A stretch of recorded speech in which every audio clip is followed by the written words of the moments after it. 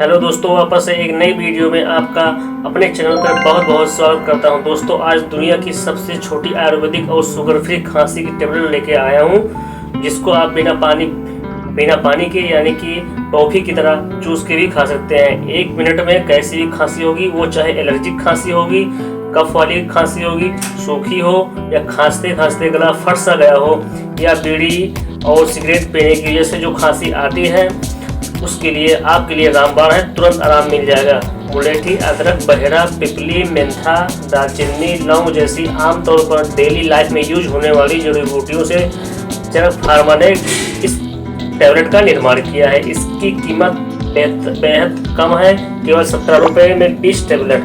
Pocket size के pack में इसे आप अपने साथ हमेशा रख सकते हैं। जब भी आपको खांसी आए, तुरंत एक गोली निकालो और मुंह में रख लो, फिक्स की टॉफी की तरह, और इसे चूसते रहिए। किसी भी तरह की खांसी होगी, तुरंत निजात मिलना शुरू हो जाएगा।